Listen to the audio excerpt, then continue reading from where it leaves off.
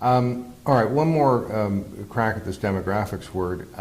It is politically incorrect to say that a certain demographic group reacts monolithically. I mean, frankly, even if they do, but it's not the proper thing to say. Are you saying that you do see groups reacting as groups, you know, women voting in a certain way, or the young and the old and so on? Absolutely.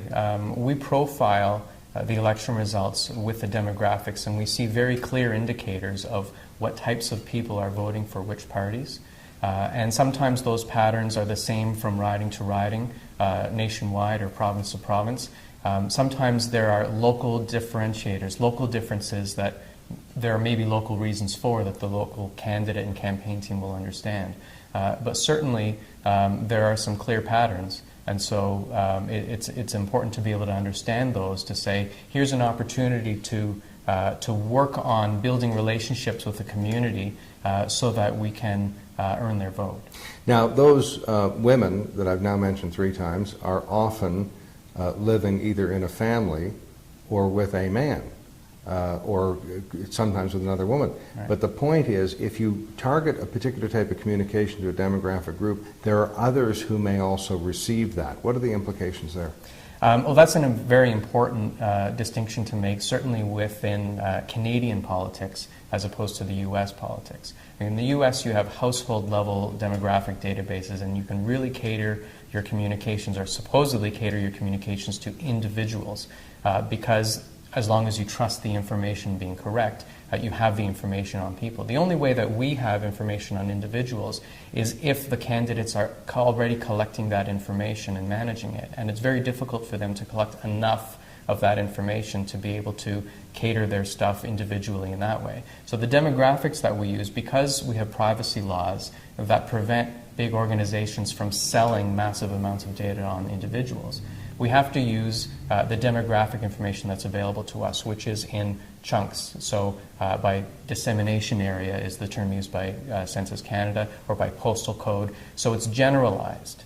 And in that sense, what you do is you find postal codes or polls in the political sense that will have more of the people that you're looking for, and you target your communications there. But it has to be a generalized message. You can't go to someone and say, you can't call someone and say, because you have a basketball net and a dog and drive a Volvo, therefore you like chocolate ice cream, right? Because they may not have a basketball net, and they may not have a dog, and they may not drive a Volvo. So in the same way, you can't go to someone and assume that they are those demographics. You have to take a generalized approach and focus your resources and your efforts on areas where you're going to find more of the people that you're looking for. Now, you augment last election's data with Statistics Canada data and other data that you find? Yes. We take the past election results, which are sometimes as old as 4 years, but sometimes they're recent, and in minority governments, they're quite recent. And we take Statistics Canada information, such as the census. We update that for the current year. We use other Statistics Canada data, the labour force survey, other data sets from outside Statistics Canada as well. So we have a quite accurate portrayal year to year of the demographics. So then, if I'm the campaign manager, I get this map from you, for which I paid good money, I assume, and that tells me where to go and where not to go? It gives you an understanding of some of the factors on the ground. As a campaign manager, you still have to look at it and form a strategy as to who you're going to approach, how are you going to approach it, which areas of the riding you're going to go after, what are the current issues, the current conditions on the ground, the political thing. That changes from month to month. Will your data also tell me or guide me in what to say, in addition to where I might go? Not necessarily. It will. Hopefully, you're going to have a strategy in terms of what message you're going to be giving. But sometimes the demographics can give you an idea of what types of approaches might work better or worse based on the demographics, based on their occupation types and income levels and so on. Now, all great efforts, yours and the intuition of the campaign manager and the candidate wearing out a couple of pairs of shoes, all boils down to election day. What is your advice for that day? in terms of a candidate, it's like any other day. You have to go out and you have to meet people and you have to encourage them to vote and keep that smile on and keep that stress level down. But in terms of the campaign, that's where all of the efforts of tracking these voters, of persuading voters, comes to bear. And so most of the campaign is devoted to just the list of people who have been identified as supporters and trying to get out there and get them one way or another to the voting station.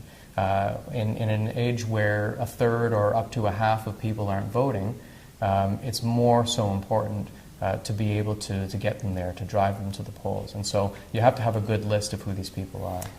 Mitch, there have to be things that I forgot to ask or didn't know that I should have asked you, because this is your area of expertise. So what have I forgotten? Open-ended question for you. I think first, if we look at the voter tracking, candidates ought to know that you really have to use a database or a way of keeping track of the information that you're gathering. And so that's an area where there's a lot of skepticism out in the public in terms of privacy and in terms of what data is being collected on them. It's really just a matter of it's the concept of your Rolodex, right?